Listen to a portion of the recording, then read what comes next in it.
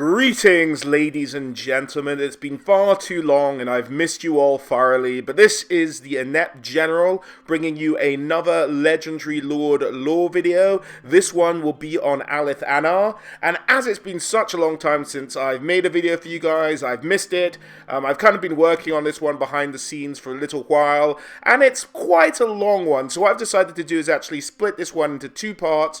The first one you're obviously watching now, and eventually when the second part is released, a pop-up will turn up in the top right hand corner around this time in the video. But if you're watching it before that second part has come out, it will be sort of at some point, maybe within the week of this one, or most exactly a week after this one comes out. So look forward to that, guys. But without further ado, let's kick things off with the tale of Alith Anar. And as with all High Elf stories, this one we have to go back to what is effectively the beginning of major High Elf history, and that is the story of the Great Chaos Incursion. When the Old Ones fled, chaos rampaged across the Warhammer world, and the High Elves had, of course, their greatest hero of all time, Anarion, rise to the occasion to help fight off the Chaos Hordes, becoming the first Phoenix King. And this is kind of where it gets relevant to Alith Anar.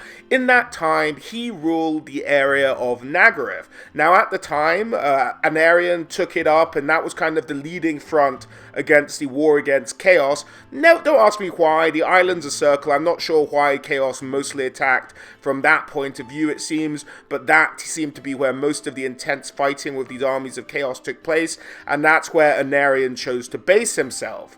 Now, Anarion, the hero of the High Elves, was looking for any way he could to help fight off the Chaos to protect his people. One of the ways he did that was by becoming the first Phoenix King. So he walked into the fires of Asurion, became the first Phoenix King, something otherworldly, like a super-powered elf, if you will. And with that, he also ended up, when he thought he lost his wife and children, picking up the sword of the god of murder, the Sword of Cain, which we've now seen make an appearance in Total War Warhammer 2. But he takes up this accursed weapon, and that's when some people say he began to change. He became much more savage in his fighting. Really, he became a bit more of a worrisome chap. And on top of that, he ended up marrying this new wife known as Malekith, which, if you don't know who she is, do check out my video on her, popping up in the top right-hand corner now. Or you'll know let's just say she's a woman up to no good. Maybe a woman in the mold of, let's say, a Lady Macbeth. So he's got this new wife, he's got this crazy accursed sword, and he's just looking to save his people, although he is almost sacrificing his own personality to do so.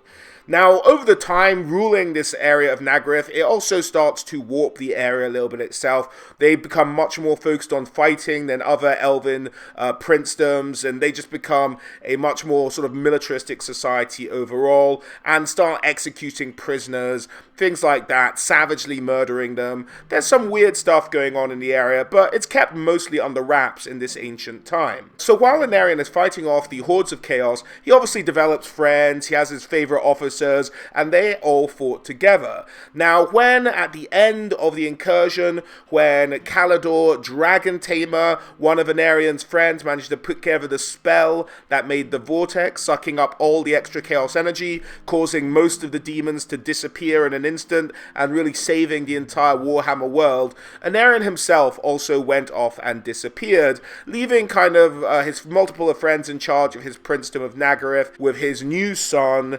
Malekith, looking after the kingdom in title, but Malekith looking after it while he went to explore other parts of the Warhammer world centuries after the Chaos Hordes evaporated. Now, many of the officers who served with Malekith's father, Anarion, started to take up chunks of the principal, or rewarded them for their service during the war. Now, chief amongst these, perhaps one of Anarion's most trusted lieutenants, was a soldier by the name of Alith Anar. Now, he was awarded a wide area near the mountains to the eastern side of Nagarythe. Now, we're never really told where exactly it is, but we can kind of guess it would be around this area here, and the capital of this little area for the Anars became known as Elenardris. Now, this was the home of the clan, and it had grown since it was first presented to Alith Anar. Now, unfortunately, his wife had been killed by a demon during the Chaos incursions, but he did have a son by the name of Eothlia, if I'm saying that correctly, which I'm probably not, but I hope you'll forgive me. Now, Eothlia went on to have a son of his own, who is, of course, our titular Alith Anar, and it's here that the clan raised the grandson of the group, as well as many other members of the extended family. Now, the way the Anars were known for ruling was more about an idea of respect. They hadn't quite followed in the ways of Anarian as far as their savagery, but there was still a strictness and a discipline the way they went about ruling. But primarily, Eleran was so well thought of that he never really had to resort to violence to keep his people under control. Now, little Alith was quite the adventurous child. He'd run out into the wilderness, and the country around the land that the Anars owned was pretty wild. There were mountains, there were plenty of forests, and plenty of game as well to be had, and over time he became an avid and very keen hunter. Now, spending all this time by himself in the woods didn't make him the most sociable of children, and many who didn't really take the time to meet young Alith thought of him as a rather aloof child and not quite perhaps the most sociable, not necessarily having a fantastic career in politics ahead of him, but by all accounts, when it did come down to having a conversation with the boy, he was sharp as a tack and knew exactly what he was talking about. Now, sometimes this aloofness could even be confused for moroseness, and this is kind of where we pick up when Alith is, kind of cusping on his mid to late teens and kind of just coming into his own, going from sort of a boy to a man in that time of transition. Now, exactly how long to an elf's life that is, I'm not 100% sure, and I don't think the lore ever really tells you as elves live forever, so I'm not sure how quickly elves mature, but he's around that area. So sort of young teen Alith Anar is where we sort of join the story, and he begins his route to becoming what would be known as Alith Anar, the Shadow King. But all in all, at this point, he's just a young, kind of carefree kid, keeps to his own a bit, reads outdoors by himself, and then goes hunting, maybe disappearing for a couple of days on end if need be. But his mother catches him in the garden, and he seems to have this sort of massive smile on his face. And she's like, "What is that on my Alith's face? Is it possible? Can I even believe it? Are you in some way content, my son? I've not seen you so happy since you loosed your first arrow." And his mother kind of having a bit of an inkling as she's speaking to Alith, sort of giving him these sly digs to his usual morose, grumpy-ass face, is just saying like, "Alith, oh, good to see you happy. Does it have anything to do with that Ashneel girl coming to the ball to see you at all?" To which point the son, obviously, no one wants to talk about some girl they're trying to get entangled with their mother, and so just sort of has this elven blush across his face and tries to change the subject. Because tonight they are hosting a party at the house of the Anars, and indeed, Alith's long-term crush, Ashneel, this gorgeous, beautiful elf damsel, is coming. They have been exchanging correspondence, love notes, and the like for a very long time, and it seems to be going pretty well. She has always replied, she's sent nice things back. I have no idea how love letter sending would go. If it's going badly, I assume you just wouldn't get one. So as far as Alith is concerned, everything is going swimmingly. Now, all in all, Alith's really been in this relationship for the long game. They've been at this on-off flirtation for about 2 years already, and nothing's really happened, but, the odd glance and, the spirited conversation and the like have been going down. And Alith sort of formally invited her as his +1 to this party, and she agreed to go. So he's a pretty excited horndog teenager at this stage of the day. So he kind of potters off, leaving the garden and his mother to get ready for the night's frivolities. And he packs up what will be her gift that he'll give her when he sees her. So the evening rolls on and the summer ball is kicking off. There's lovely music, wonderful cloths hanging from ceilings, wonderfully decorated, flowers everywhere. It's everything one would expect from an elven ball on Ulthuan, held by one of the most noble families in Nagarythe, if not the whole of Ulthuan itself. So, the frivolities are going on, and finally, from across the room, Alith sees Ashneel, and she's a beauty. He can barely pull himself together as she approaches, and he stammers his way through a poem he wrote. So I won't recite it for you now, but something like, roses are red, that kind of thing is what we're looking at as far as his nervousness getting the better of him. Now, the poem doesn't go down fantastically well, and so Alith sort of tries to skip a few steps and goes for the gift. Now, it's something I believe he either found or made himself, I can't actually remember, but what she withdraws from the box is this beautiful sort of dark blue gown with silver patterns inlaid that make it look like a night sky. And because it's elven and probably enchanted silk and enchanted thread and needles and what have you, it glistens like the night sky itself. So beautiful is it, in fact, that the whole audience of the summer ball kind of gasp at its beauty and take it in and think what a wonderful gift Alith has got his crush. So everyone's like, ooh, Alith, well played. That poem was trash, but pretty well played with the gift, old boy. And so the evening goes on. He seems to have made a positive impression. And so she sort of gets up and she invites him to dance. Now, he's not the best dancer, but she pulls him up onto the dance floor and they kind of dance the night away. And he's just lost in the lustful aura of young love for the rest of the evening as they just dance. And you know what? I don't think any hanky-panky happens. He's just happy with a dance at this stage in his life. Now, in the years to come, Alith will look back on this moment with sort of bittersweet enjoyment, but we'll get to that a little bit later on. So at some point later on that evening, Alith wanders over to a different part of the house. He's either going to the loo or going to go find some food or something. We're not really told. But as he crosses the courtyard from one wing to the other of the estate, he noticed that sort of down the middle of the road towards the gate of the estate, there's some commotion going on, and he can see these warriors clad in black armor sort of having a heated discussion with the Anar guards. Now, he's a bit suspicious because all's not really going well in Nagarythe at the moment. There are rumors that Morathi, the mother of Malekith, the current ruler of the princedom, is trying to take over with the help of the cults of sort of the darker edge of the elven god pantheon. Alith and his family have been devoted to the family of Anarion forever, but they're loyal to his son, the rightful ruler of the princedom, not to Morathi, who's long been looked at with suspicion amongst elven society ever since she emerged as the new wife of Anarion. So the whole family is very much and very known by the whole of elven society to be behind Malekith 100%. They send forward a messenger, these sort of black-clad soldiers, to sort of deliver their note to the Anars. So Alith's kind of overhearing all this. He's not really participating. He's not anywhere a leader of the clan or anything as of yet. So he's kind of in the background just listening to what's going on.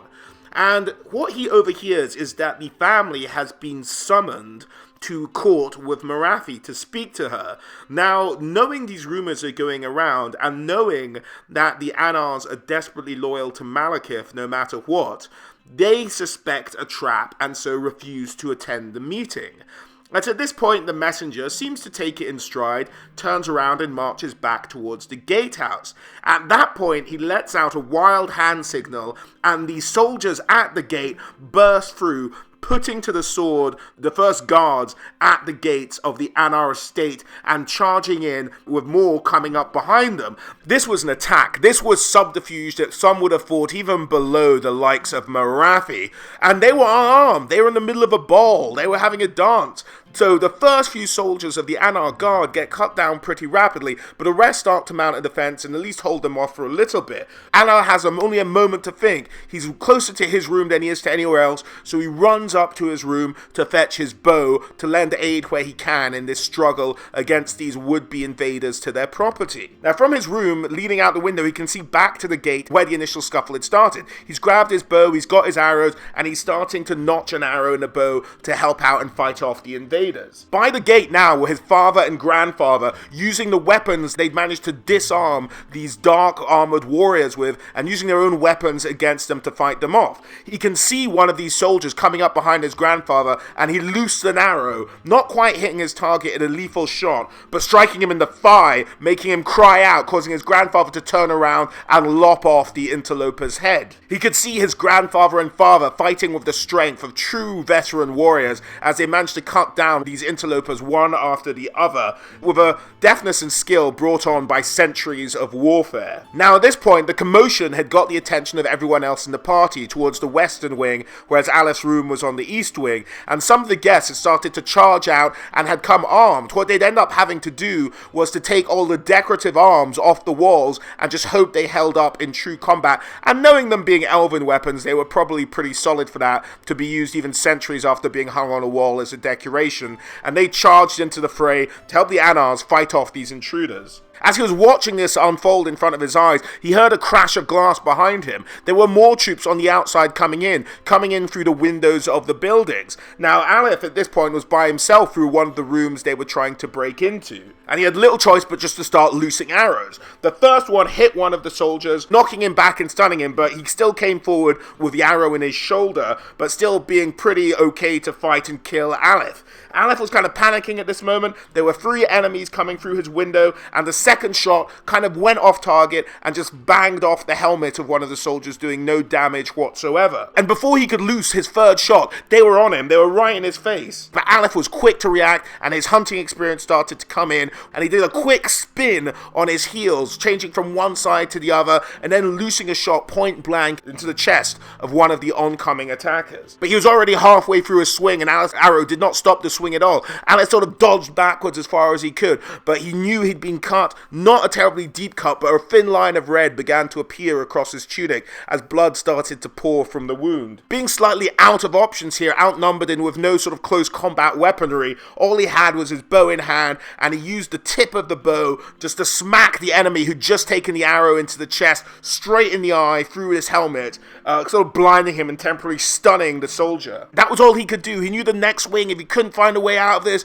would be the final thing he'd see. But just at that moment, the door bursts open as 2 of his friends and allies come in. One slices the leg off the wounded and blinded soldier who was closest to Alith, and then strikes his head off. The other 2 were cut down in quick succession by Alith's allies. However, coming through the window were 4 more. His friends engaged as many as they could in close quarters, but towards the back of the room, one of them had started to take the torch and try and set light to the tapestry around the window, trying to set the whole room ablaze. Alith had to focus here. He drew his bow and fired, managing to catch the enemy straight in the neck as the torch fell harmlessly down to the ground. His friends managed with some effort to cut down the other invaders in Alith's immediate vicinity. That seemed to be the end of the people trying to immediately come in to Alith's room.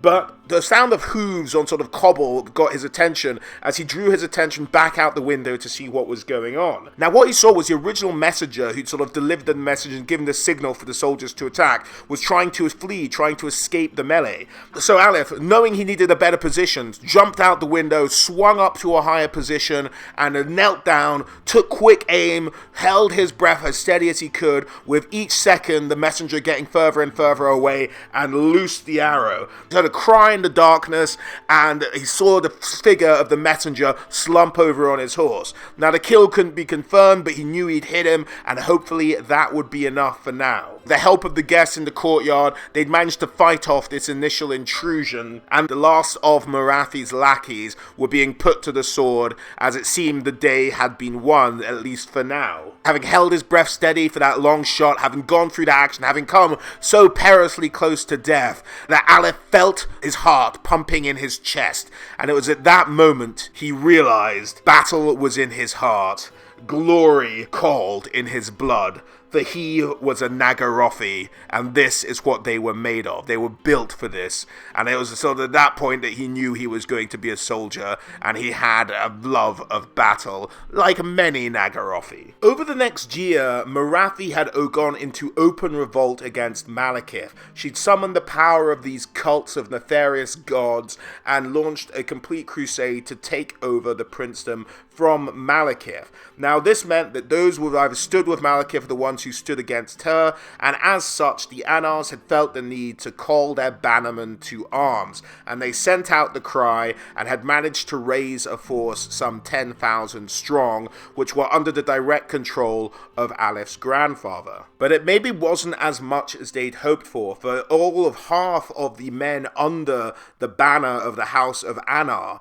or subservient or loyal to them, did not answer the call. This kind of gave one the impression that Morathi had managed to turn quite a number of the lesser houses to her cause and was using them against Prince Malekith. Now, at this stage in the campaign, the Anars had the choice of either joining the fray or waiting in their sort of highland home to have the fight come to them and be able to defend their territory. They were kind of in two minds in terms of all of the different lieutenants that Alith's grandfather had giving him advice about what the next course of action should be. Life for Alith himself had gotten much busier around their home, and there were people coming and going, hustle and bustle of all these troops around, and just trying to get everyone fed and watered and keeping the army in fighting shape had taken his sort of quiet home away from him to a certain extent, but he still had kind of the wilderness to loosen himself in if he needed to at times. Now, one of the bigger gripes for him was that all of this chaos and all of this warring had meant that he'd not had a chance to see his sweetheart Ashneel really since that ball, and he missed her terribly. She was in his thoughts, and one day when he was feeling particularly morose about this whole thing, not having seen her for a while, he went on a hunt to clear his head. Now, while out on this hunt, he encountered something he'd sort of not really seen before. This kind of flash caught his eye out of his peripheral vision, and he saw a white stag darting through the woods. Now, this seemed to be quite a good omen. It seemed to be the sign for the elven god Kurnos himself, the god of the hunt for the elves, who's very intrinsically tied to the wood elves. If you've guys seen my aerial video on the wood elves, or my missing legendary lord video on the wood elves, do check that out. We go into a lot of the Kurnos stuff, and he's the god who inhabits the body of Orion in the wood elf territory.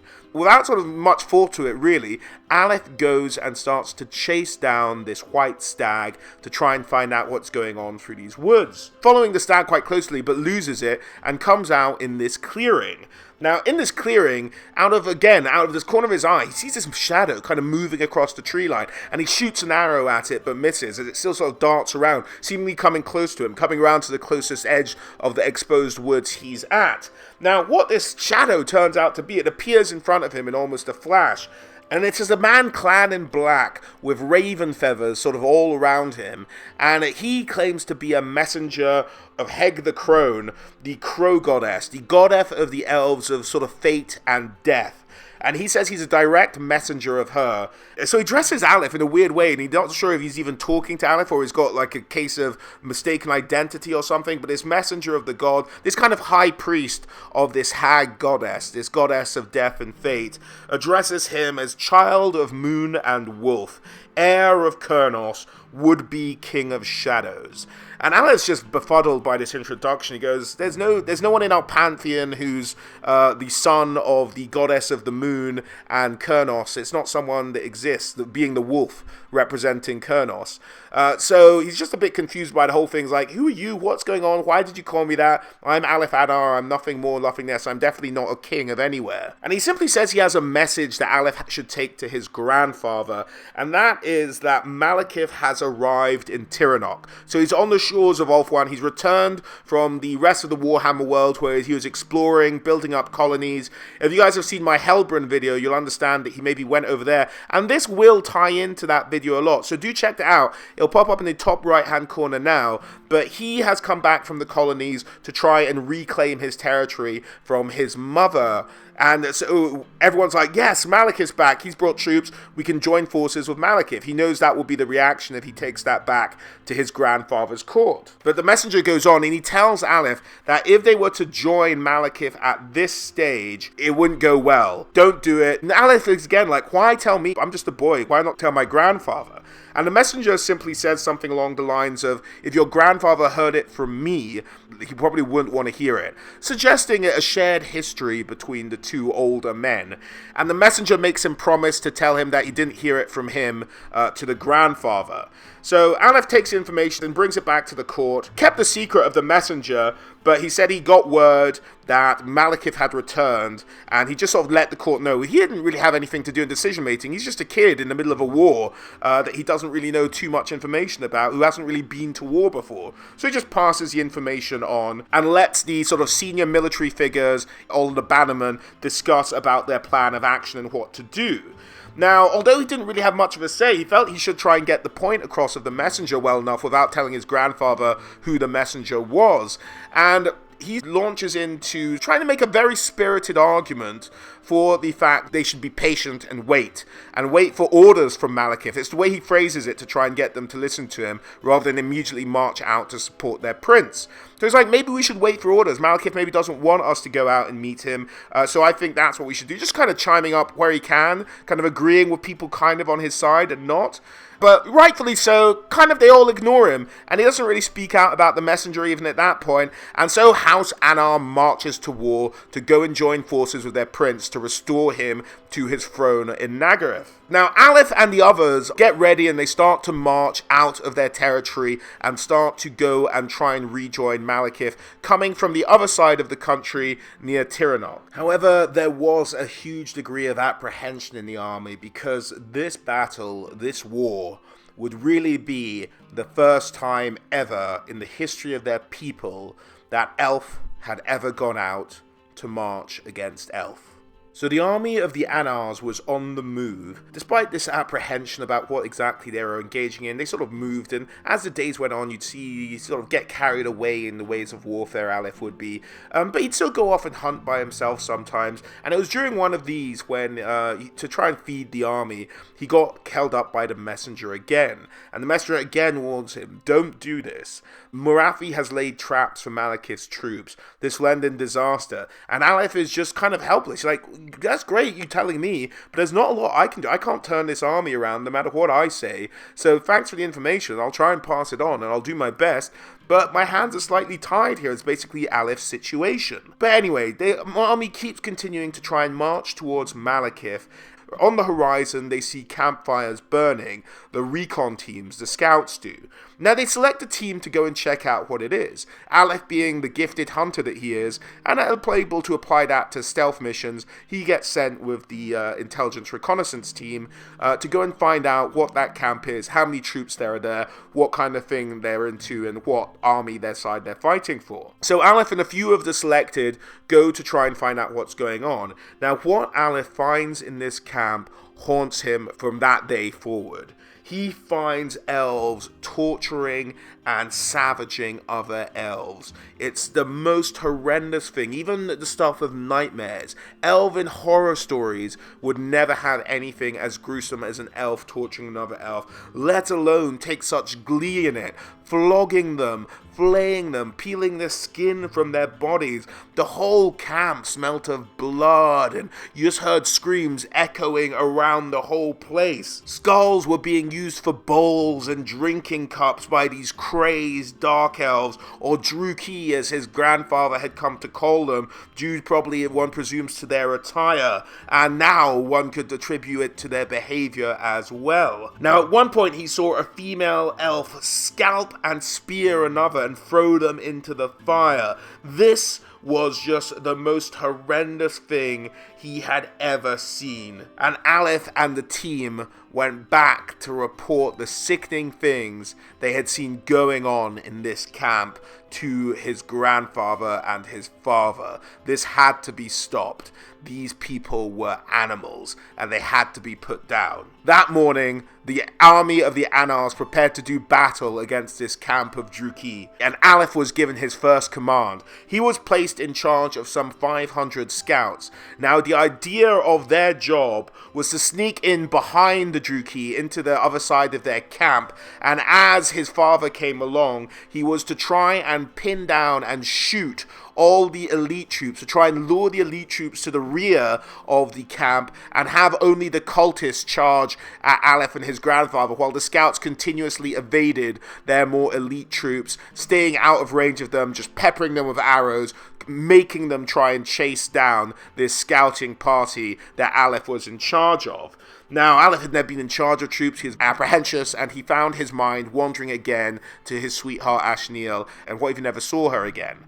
Now, he put this out of his mind eventually and retired to the professional soldiering and got in his position, and they did manage to successfully sneak around the enemy camp and opened fire. With the first volley, 500 arrows pounded against the tents, against the armor, against the bodies of the Druchii, killing many of these base animals as they were, and causing the alarm to raise up all around the camp. The troops from Anlec, Morathi's troops, began to sort of form up outside their tents into columns and began to march out. The plan was working. The elite troops were giving chase to the scouts, while the other sort of cultists and less elite troops began to sort of charge out and deal with the army of the Anars out front with their spears at the ready. Now, it was a long morning. The engagement went on for quite a long time, with Alith peppering troops, backing off, peppering troops, backing off. And after a while, the more elite armored troops that were there kind of got smart to what was going on, and they realized they maybe had to turn around and help out with the main battle going on a little bit up the hill away from the original camp position. Now, what this was also backed up by was the fact that the Druchii archers had arrived to back up the retreating elite troops so they could have cover from the scouts peppering them, because they would get hit with archer fire themselves. Now, Alith knew he couldn't let this happen. He had to think of a way of stopping them from turning around. He had to keep these troops busy to stop them going and joining the main fray, because Anars could have been outnumbered, and with these elite troops, it would turn the tide of the entire battle. So, with the camp still in rage, he whispered some words of fire to his arrows, because Alith has a notion of magic. He has a gift of magic. He can do things like talk to some animals, talk the language of eagles, and he can just sort of whisper to an arrow and set it on fire. So here he does this, and he sets it at the camp, which is still just about in range of the scouts, so the way they've been moving and sort of zigzagging across the battlefield, trying to lead the elite troops away. So he does it, and all his other scouts follow suit. The camp suddenly sets aflame, and it kind of cuts off the elite Anlec troops from joining the battle, so they really have no choice but to turn around and actually deal with these scouts once and for all, or they'll burn down the entire camp, not just a few tents here and there. So again, after a few more hours of this, few more sort of shooting and running and shooting and running and just trying to stay ahead of both the archers of the Druchii and the troops themselves, and his troops are almost running out of ammunition. They don't really have a lot left to keep going, to keep peppering them, to keep them engaged with the scouts as opposed to going to attack the main body of the army. And he realized that this plan could have gone very, very wrong if there'd been any cavalry, and he knew when they'd gone to inspect the camp there hadn't been any cavalry there. So it was part of the plan. They knew there wasn't cavalry. But at this stage, they'd been doing this for so long, that Alith had begun to seriously worry that by this point they've got a messenger away, and their cavalry, which might be camped elsewhere, was on the way to back up this army of Druchii. So he's keeping an eye on the horizon throughout this whole, once a few hours have passed, he thinks any minute now we might see some enemy cavalry over. And almost on cue to his biggest fears, he starts to hear a shout coming from the edge of one of his troop formations as they pass the message along, and they say, "In the north, riders, riders!"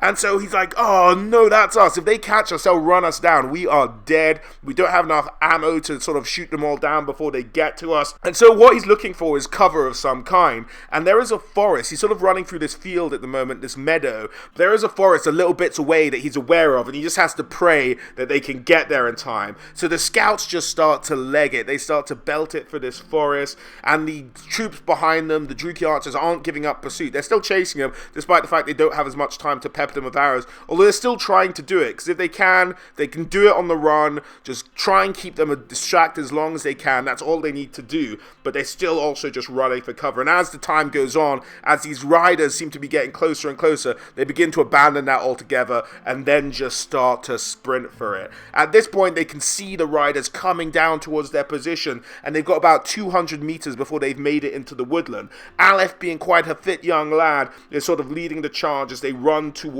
the forest. And behind him, it's all so tight that they're just running for the last few meters. They can hear the hooves, thousands of hoofbeats along the ground, just pummeling into the ground, seemingly getting closer and closer and closer. Alith is in front, and as soon as he hits the tree line, he grabs a high branch of one of the trees just in front of him and swings himself up and looks back to see how close this cavalry actually is, and what damage they're going to do, and how many of his men will follow him and make it into the tree line. But all he can see for now is this dust cloud as riders finally start to emerge out of it. It's been engulfing them. It's been quite sort of in the middle of summer. It's been getting very dry. The ground just butted up and gave them cover, and out of the dust cloud suddenly emerges riders in splendid colors of blue and white, not the black of Anlec. These were not the cavalry of the troops they'd been harassing all day. These were riders of Illyrian. These were riders of Illyrian, and Alith just burst into a laughter of relief.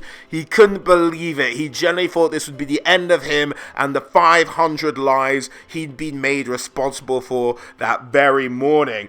But even at that stage, his laughter, the noise of it, drew arrow fire, and he realized that the Illyrians didn't have any idea how to probably distinguish between the troops of Anlec and the other Nagarythe of the House of Anar. He thought they wouldn't know the bloody difference, would they? So he starts to just sort of scream out into the dust cloud, into the arrows firing all around. "We are House Anar, and we are loyal to Prince Malekith. We are House Anar, and we're loyal to Prince Malekith." Eventually, the riders stop firing into the trees where the Anar scouts are, and one of them come forward by the name of Prince Anlec.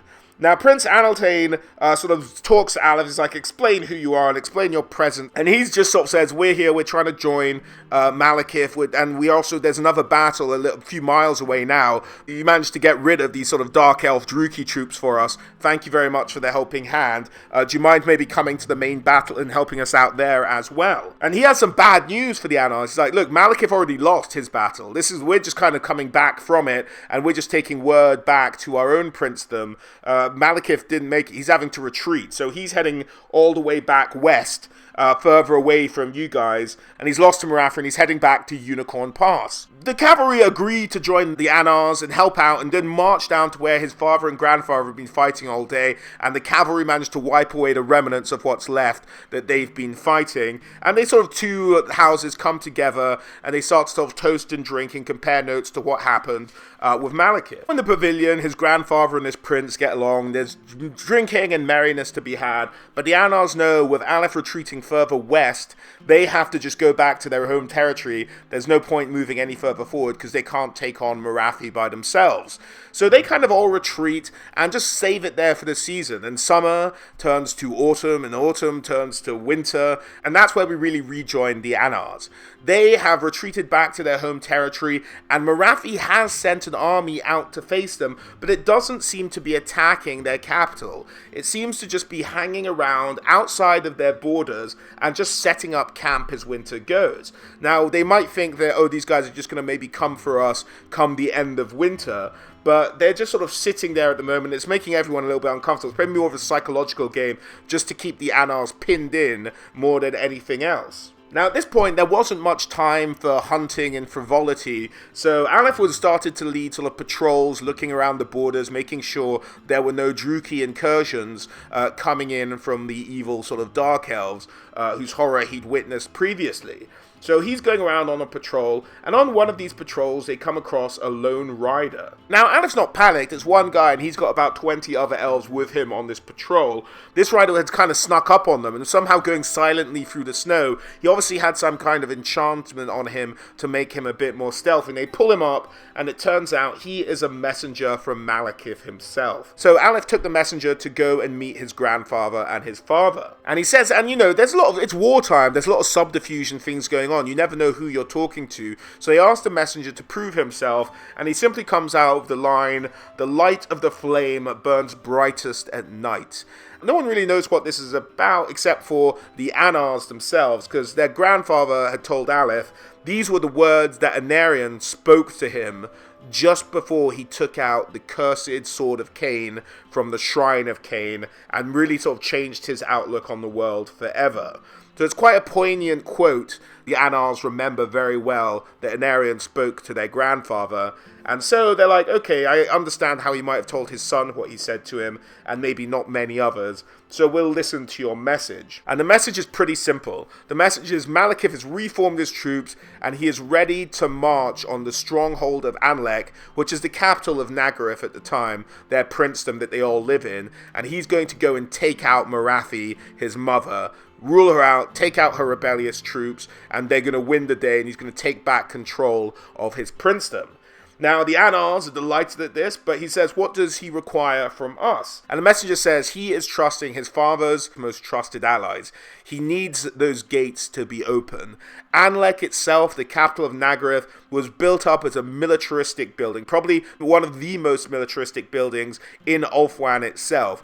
It was a fortress. Without the gates being open, you could have to bring 10 times the amount of troops outside it than you need to hold it. It was a daunting prospect, and if any way the Anars could get those gates open for Malekith, that was their task. I assume because they were the nearest, it's never really explained why he thinks they can do this, but he's trusting one of his father's old lieutenants to just get the job done and make sure those gates are open when his army gets there. Now, there's kind of a discussion about how they should do this. Should they send their whole army to try and break down the gates, which seems like an impossibility, at least as far as the fortress of Anlec is concerned. So, what do? And it's decided with kind of the input of Alith, because he's still trying to pick away where he can to make sure they guard their homestead, because he always has the words of that crow messenger that it'll sort of end up badly for them if they left at that time, and things hadn't ended up that bad. They just won a battle, so he's still waiting for the other shoe to drop as far as that message from the hag goddess was concerned. So Alith kind of nudges them towards a small but trusted force. Alith's grandfather, the leader of Clan Anar, decides to just select a small party of the most trusted and most skilled sort of stealth operatives to get into Anlec and open the gates from the inside. Now, amongst these, Alith had proven himself in battle, and his skill with a bow was pretty much recognized at this point, as well as his hunting and stealth ability, and his ability sort of on patrols. He'd very much proved himself at this stage. So Alith was included in this party. Now, what this group would come to be called by his grandfather was simply the Shadows. So the Shadows ended up being this elite stealth group who were going to be sent to the capital to open the gates so Malekith could win the fight against his own mother Morathi, who was trying to steal his crown. All in all, 30 Shadows had been chosen, and they started in winter. They couldn't really move to get to Anlec, so they knew the attack wasn't going to come until summer. So they started to scout out all the paths, decide the best way the 30 of them could sneak in. They'd go further and further each time, just trying to find the best way to Anlec come the melting of the snows when they could actually travel the roads unhindered. And so they just spent the time scouting. And as soon as winter started to break, the 30 Shadows gathered and they set off down the road to sneak into Anlec. Now, the first obstacle they came across was a camp of some 200 cultists in it. Now, their choices were to either battle all these cultists by themselves, 30 versus 200, or to lose time by going around. Now, Alith thought of a different solution. We could just kill them in their sleep. Now, the shock of this solution shouldn't be lost on you, the audience. A high elf suggesting that you slaughter other elves in their sleep is baffling. It would be the most shocking. No one would even have ever thought of it. It'd be incomprehensible. So Alith doing it, and you know what? Alith gave them a speech about all the horrors he'd seen that day when he snuck into that camp before their initial battle with the Druchii, and he managed to convince them all that that was the way to go. So after the sacrificial fires burnt down in the Druchii camp, the sounds of screaming had died out for the night, the Shadows moved into the camp, unseen, undetected. If you looked at it from an aerial perspective, you just see these lines of black darting from one tent to the other. You could, if you had superhuman hearing, hear the odd muffled cry, but that was about it. The 30 of them went through the camp in the middle of the night, slitting Druchii throats from ear to ear and allowing them just to bleed out onto the ground. This was one of the actual stipulations of the rest of the group. They only agreed to do it if you made it painless, because they were still elves, and they semi-respected the other lives of elves, I guess. That's their argument for it. But whatever it was, they split into groups of 3 and just went around slitting throats all night. Come morning, they stole some non-blood-soaked clothes from the cultists. They each of them disguised themselves and set off down the road as though nothing had happened, leaving 200 corpses in their wake. Now, Nagarythe at this point had put out a cry to all cultists, so the roads were just rammed with them. No one looked twice at a group of 30 cultists going down the road to Anlec, and using this disguise, they kind of got down all the way to Anlec pretty much unmolested at this stage. They could travel by day. They just kind of kept to themselves when they camped with other cultists at night, just kept their own tent, sort of guarded the doors, didn't really interact with anyone, just tried to play it as subtly as they could. And before they knew it, they arrived at the huge, massive gates of Anlec itself, and they were welcomed in as potential new recruits for the armies of Nagarythe. Eventually, they kind of found lodging in the city, again, locking themselves all up in this lodging, just trying to keep as low profile as they can. They had the accents, because they're from the same area as everybody else, so they can kind of fit in better than perhaps elves from any other part of Ulthuan in Anlec. So they're just trying to get themselves settled in. At night, they kind of bar the door and lock the door, and they overhear the slaughter happening every night. There's always screams, someone's always getting murdered somewhere. It's just an absolute horror show in the streets of Anlec. But they sometimes go out to the market, and it was one of these trips to the market that they finally heard word going around from some of the troops there that the army of Malekith had been spotted, and he was coming, and he was due to arrive tomorrow at the gates of the fortress, and battle would commence. Alith was in the group that overheard this conversation in the market. He rushed back to the lodgings where the rest of the party were, filled everyone in, but they had a problem. Anlec itself had 3 massive gates facing different directions of the compass. Now, they had to know which gate to open. They wouldn't be able to open all 3 at the same time. They would only be able to open one, and it better be the one pointing in the direction from which Malekith's army is approaching. But they had no idea how to do this. So the plan they came up with was actually pretty simple. Okay, what we're just going to need is warning. Now, earlier in the story of Alith, there are points where he speaks to birds, and birds tell him what's going on. But at this stage, for some reason, I guess there's no birds around the city of Anlec. He can't just ask them to go and find out what direction Malekith's coming from. I'm not sure why. Bit of a plot hole for me. But anyway, the idea is they just have to climb the biggest thing there and look for the army approaching. Now, the biggest thing that could even hope to see all the way over the walls and give them enough notice to be able to get to a gate, take out the guards there and open the gate, was the citadel itself. The citadel of Anlec. And so Alith, who thought he was probably the best climber there, having spent most of the time in the woods recently climbing, being young and live and all that, and so he decided, I'll volunteer, I'll go up the citadel, and I'll come down, and I'll let you know what direction Malekith's army approached from. So he kind of puts on his cultist gear late that night, coming towards the dawn of the next day, sneaks in, starts to sort of stand nonchalantly by it, and just starts to climb up the tower with all the typical elven grace one might expect. And all in all, it was a long climb, but he's pretty good at climbing stuff at this stage, so Alith makes it to the top, and he just starts keeping an eye out, and a couple of hours pass, then eventually sort of dawn breaks over the horizon. He sees the dust cloud signaling the approach of the army of Malekith arriving. It was huge, probably the largest army he'd ever encountered, and so he saw them coming quite a ways away, but he had to get down to fill in the rest of the team on where they were going. So he starts to hurriedly climb down, and on the way down, he kind of comes across this chamber. He sort of took a slightly different route. He'd been up there for a few hours. He managed to plan plan a more efficient route down. And he comes across a chamber pretty near the top of the tower with an open window, and he's just trying to climb his way around it so he's not seen if anyone happens to look out. And then just as he's about to go past it, something like grabs his attention, and he looks up into the window, into this kind of chamber, and he just hears these kind of demonic grumblings and just these very disturbing noises coming from. He sees this woman walk past, an absolute beauty. I mean, maybe nothing compared to his beloved Ashneel, but just this absolutely stunning woman, and she begins to have this conversation with these just with voices and noises that would just drive you insane if you're forced to listen to them for too much, but they were speaking in tongues that he perhaps couldn't always comprehend, that were barely on the verge of understanding, and it was in fact Morathi herself through this window. And he did have the thought, maybe I could end this now, but he thought better of it, because it seemed as though she was conversing with demons, so he thought better not get involved in that crazy business, and he just clambers down to make sure they fulfill the mission. If he was killed up there facing off against Morathi, no one would know.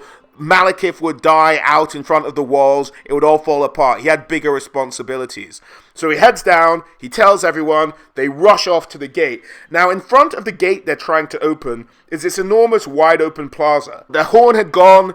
The scouts had obviously at the same time as Alith had seen the approaching army, and they'd gathered all the forces to the walls. So amongst these forces are the crazed cultists, and they've just worked themselves up, and they're hopped up on so many crazy psychotic inducing drugs, much like the new film Mandy. Watch it if you get a chance. They just start slaughtering each other. It gets a bit crazy. It's a bloodbath. So the shadows are just trying to make their way through this just insane orgy of blood and screaming, just people just working themselves up into an absolute frenzy before obviously being rushed out the gates. Now they get to about the 2 gate towers where they'd have to open the gates from, and at that point the doors just start opening, and this kind of suicidal, frenzied cultist pack charge out the gates towards the armies of Malekith. And the shadows kind of look at each other, knowing it's either now or never. If we don't charge out these guys, the soldiers will know there's something up, so we just have to go. So they split into 2 teams. One took the eastern side of the gate tower, one took the western side, and they just start firing arrows straight through the neck of the first guard, gets pinned against the wall, and they just run up these towers, drawn blades, just start cutting down any of the guards they face. Now initially there's not much resistance till they get up to the top of the gate, which is kind of like if you imagine the gates of Mordor, they're kind of like that with platforms on the top. So they get to the top of the gates, and there's a lot more soldiers up there. Alith is one of the first to get up to the top. He unlooses an arrow straight into the chest of the first Druchii, and Alith says to his half the contingent who went up the tower with him, okay, 5 of you with me, the rest of you make sure no one follows us up the tower, and his job is to try and find the mechanism to open the gate. Now the gate's being run by essentially slave drivers, working slaves on this kind of big mechanical wheel. Don't ask me exactly how it works, but that's the mechanism he has to stop. So Alith has to jump across to this wheel. It's not quite at the top of the gatehouse, kind of off to the side. And while he jumps up, one of the actual slave masters turns around and slashes a whip at him. It kind of rips up his forearm, his right forearm, just causing him to bleed and doing a pretty devastating wound, actually. He ducked the next strike with the whip and buried his sword into this slave master's chest. Then suddenly another crack in the wind behind him as he felt a huge slash go across his back. There was yet another one of these slave masters. Now one of the other shadows appeared behind this second slave master and managed to cut off his hand before he got another strike onto Alith. After that, they unshackled the slaves, and the slaves tore apart what was left of the slave masters. Now at this point that was maybe a bit premature, because he realized that without the slaves in the wheel the gate wouldn't actually open. So he's sort of having to get all their attention, like, look guys, I know you want to murder these guys as much as you do, but let's try and get this wheel open and we can all set you free properly. So they get the gate, they get the wheel going, the slaves are back on, hamstering it up, and the gate opens, and the House of Anar has succeeded in opening the gates of Anlec for Malekith. So Malekith and his army charge in just as reinforcements are arriving at the gatehouse to wipe out the Anars, and they just wipe out any resistance, start charging towards the center, but the battle isn't won yet. Marathi had put together a huge group of Beastmasters and had summoned some of the most atrocious beasts from around the island of Ulthuan itself and its surrounding seas, and indeed a couple of hydras, just multi-headed monstrosities, spitting bile and flame, started coming down the main palisade towards the oncoming army of Malekith. This would slow them down, if not turn the tide of the battle itself. Now, Alith, still kind of sore from the lashes of the whips he'd just taken, knew what to do in this situation. It would be just like what he did with the slaves in the wheelhouse. The first thing to take out is the Beastmasters, the ones whipping the beasts into a frenzy. So he shouts out, "Aim for the Beastmasters!" And all of the shadows and some of the archers coming in with the army of Malekith start just peppering the masters, the Beastmasters themselves, with arrows. Now, without anyone to guide them where to go, the hydras, the basilisks, all these creatures from all over Ulthuan that were going to be used against Malekith start going feral, start going wild, just attack anything near them, and they're still nearer Marathi's troops at this time, so just turn on the army that brought them and start charging back towards them, causing all kinds of untold chaos. Now, out of control animal with nowhere to sort of direct its anger is much easier to deal with than one that's being pointed at you. So they're eventually dealt with and taken care of. And once the battle sort of begins to dimmer down, Alith gets called down by his grandfather to the ground level. He's still at the top of the gate, and he comes down, and his grandfather just sort of taps him on the back, and sort of a very sort of proud smile on his face, as he was one of the shadows as well, obviously. And he says, "Alith, there's someone I want you to meet." And a man, sort of very handsome, dark prince, comes over and goes, "Alith, this is Prince Malekith and his second, Yazir." So Malekith and his lieutenant. And Malekith just sort of thanks House Anar, and he's like, "Thank you very much for doing this. You did not disappoint me. You're every bit the man my father ever described you as." Now at this point, Malekith II gets a bit cheeky and says, "Without House Anar, we'd be outside the gates with arrows in our bellies." And Malekith just sort of chirps up, "Don't give them too much credit. They might get ideas." In a kind of jokey but mildly threatening way as well. And Malekith, he's a bit of a double-edged sword there. So anyway, that's Alith's first ever interaction with Malekith. He meets him on this battlefield, having just allowed him to win a victory over his mother. At that point, Malekith just says, "Excuse me, gentlemen, I believe I have an appointment with my mother," and walks off towards the citadel to deal with his mother once and for all and end this rebellion of hers. Now, in the sort of immediate follow-up to this battle, Malekith goes and meets his mother. Now, as far as Alith Anar is concerned, he doesn't know what happened in this meeting. We have an idea, but that's maybe a story for another time. But what happens is that Malekith had promised leniency to any members of the cult who turned away from Marathi and rejoined, and she kind of convinces him, they convinced the rest of Elfendom, that if I was able to extend this leniency to everyone, why would I not at least extend it to my mother as well if she repents? But it's too dangerous to be left free, so we will lock her up, but I won't kill my own mother. And the rest of the other princes and the Phoenix King kind of agree. So like, okay, Malekith, if you're okay with that, the second Phoenix King, who followed on the title from Malekith's own father, although Malekith wanted the title, is like, okay, as long as we lock her up, that should be fine, and you can maybe pop in and visit her from time to time, but she's going to be in prison for the rest of her life. So that ends the rebellion of Marathi. Alith and his family go home, they go back to Elnadris, and, time goes on. 1 year, 2 year. For elves, it's all kind of the same thing. And before we know it, 20 years have passed.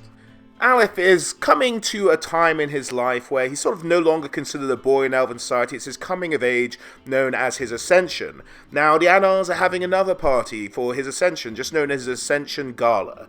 And some honoraries make it, many sort of other noble families, obviously all the bannermen of House Anar. However, Malekith himself couldn't make it. He sent kind of apologies, but ever since the end of the Marathi rebellion, he'd been kind of tasked by the Phoenix King to ferret out all the remaining cultists within Ulthuan. So he's been going around the country, killing all the hidden cultists to stop any kind of rebellion, at least those that don't repent.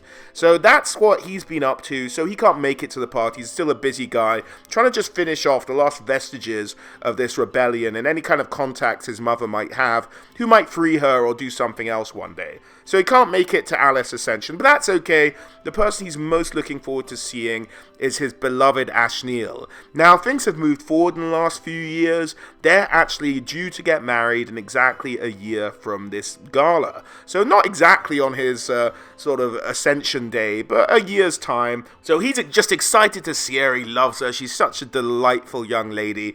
And, they've been obviously letter writing again and schmoozing and dancing the night away on different formal events. Nothing lewd, of course. They are still high elves.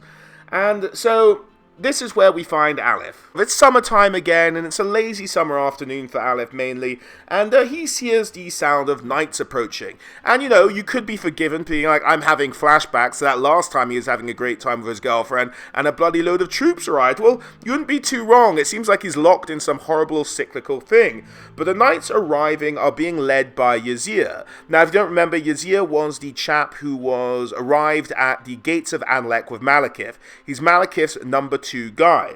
Now, he arrives at the head of knights, fully armed and armoured, which is a little bit unusual. So he gets off the horse and he speaks to Alith and his father and his grandfather. He's like, guys, I'm sorry to do this. I know you're the Anars.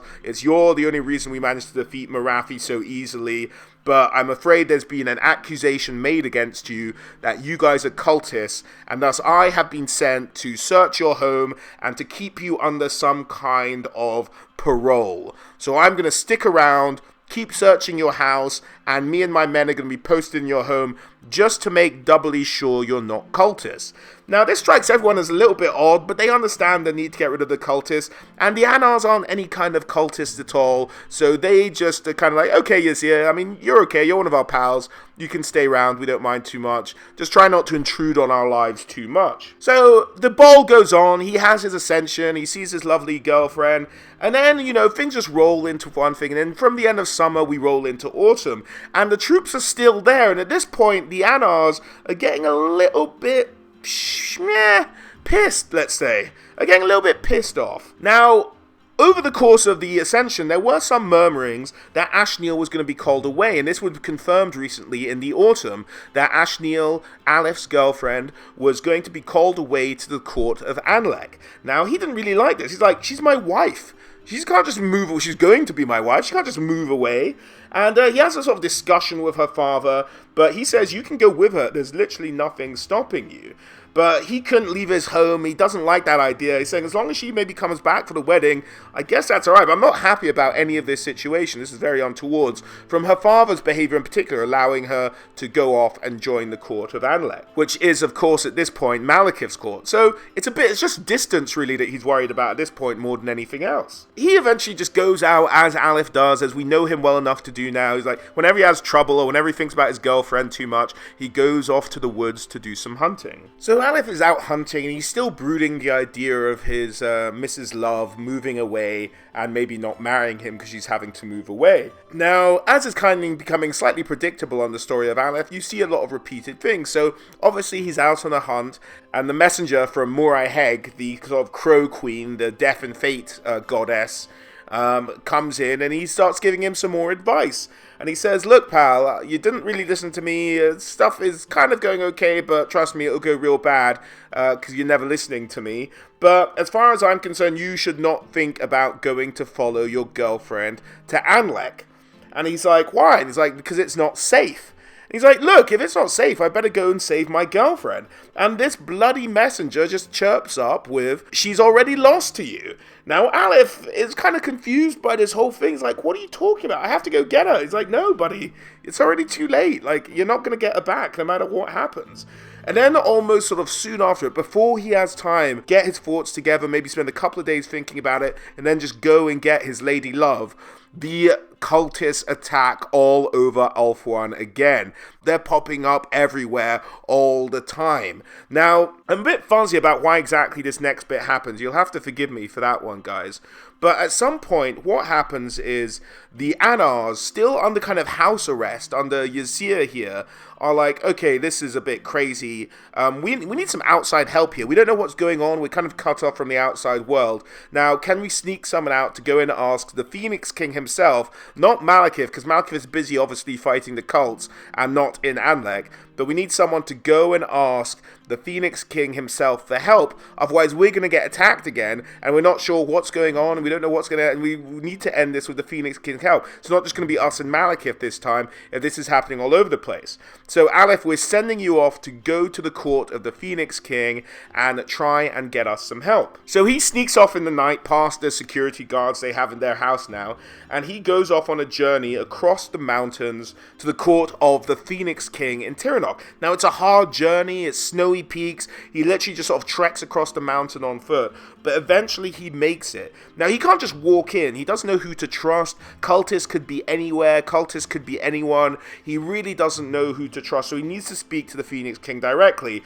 But the Phoenix King isn't going to let some upstart noble from Nagarythe have a sort of audience with him. This is where all the bloody cultists seem to mainly come from. So if some guy comes up and goes, oh, I can only speak to the Phoenix King, they're going to assume he's an assassin or something. So he has to find a kind of clever way around it. Now, I would argue that if you're sneaking into a palace pretending to be something you're not, people are more likely to think you're an assassin, but that's a whole separate issue. So he gets a job as a servant. Now, his job is to basically be a butcher in the kitchen. That's the thing, that's the job he managed to get. But he's still just trying to hang around, trying to find a better inn to maybe try and get himself an audience with the Phoenix King. Now, one night he's in the tavern and he overhears one of the sort of servant maids talk about the fact that her dad is the steward to a chap by the name of Carafril. Now, Carafril is the herald of the Phoenix King, kind of like his bannerman, his right-hand guy. And he thought, if I can just talk to this guy, I know he's good. I think my grandfather dealt with him back in the day. The name sounds familiar. I think he'll get me an audience. I think he can be trusted. He's the right-hand man of the Phoenix King. I just need to get this girl to do it. So he starts talking to her, and you know what? She happens to be pretty bloody hot.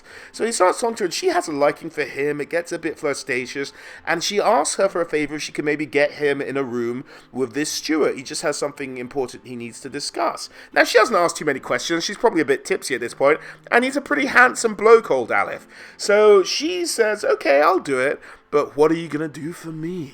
As she leans over and plants her tongue firmly in Alith's mouth. Now, Alith hasn't had this much physical contact before. He's all 2 years of love letter writing and dancing for another 25 before you get to marry the girl. But no, immediately she starts snogging his pants off and literally takes his pants off, and they end up hooking up in his room, in his chambers. So Alith has lost his V-plates. Good for you, guy. And he ends up like, oh, and he kind of has this on-off relationship. It's been like a while. He doesn't know when he's going to see Ashneel. Anyway, he's a bit confused and torn about the whole thing, but she's cute, so he doesn't care that much. So, after this, Alith gets this audience with the Herald. Now, the Herald of the Phoenix King is understandably pretty skeptical about Alith's story. It's like, okay, how do I know who you are? And Alith presents a letter his grandfather gave him, sort of explaining who he is and the situation they're in. And his grandfather's name still carries a lot of weight. As one of the original lieutenants of Anarion, like, he's known around Ulthuan, and it still carries a lot of power, the word of his grandfather. So the Herald's like, okay, like, I knew your grandfather, I know who he is, I'll give him the benefit of the doubt, give me a while and I will try to arrange an audience with the Phoenix King, but it'll take some time and we're going to have to look into a couple of things here. So be patient and don't worry too much about it. So days later, he's sort of summoned into a situation where he's asked to bring in meat and asked to describe where the different cuts of meat from the kitchen came from for the Phoenix King and his closest advisors. Eventually, some of the advisors are sent out, and they say, we can drop the pretense now, Alith. Tell us what you want, says the Phoenix King to him in their private audience with the Herald. Now, The Phoenix King is pretty skeptical because Alith's grandfather has been pretty much all Nagarythe focused. He's always spent his time there. He never really left the court of Anarion. He hasn't spent much time in Tiranoc. And in fact, he makes a point of saying, your grandfather hasn't been in court to see me for nearly 700 years. So why do I have to do him any favors now?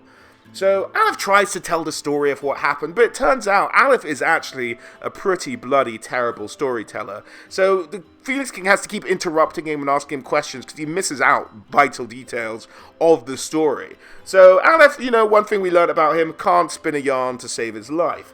But eventually they get to all the details out of him. They manage to have to pull it out of him. He's not very good at it, but the Phoenix King gets all the things he needs. And what he says essentially to Alith is, at the moment, Alith, I can't really help you.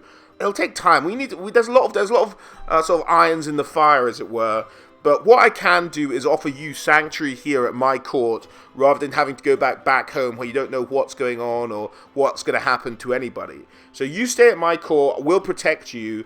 And then we'll make some inquiries with Malekith just to find out what's going on, why he sent Yazir to your house, why he's keeping your family basically imprisoned, and we'll try to get to the bottom of you guys not being cultists, or maybe you guys are cultists, or what Malekith's current thinking on the situation is.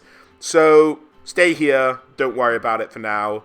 We'll be looking into it, but it'll take some time. As time passes, winter sort of turns back into spring, and Alith's not heard anything. He has been moved. He's no longer a butcher in the kitchen. He's become a steward for one of the higher nobles, and he's kind of the better servant job for his undercover position, maybe better suiting his talents as a noble himself. Now, he's continuing this ongoing comfort sleeping with Melandith, the maid who he'd made contact with earlier. So he's got a new girlfriend, and things are going okay for as far as his pretend life as a servant is concerned. However, even over time, he starts to get antsy. He's like, this is taking too long. I can't hang around here. My family's in trouble.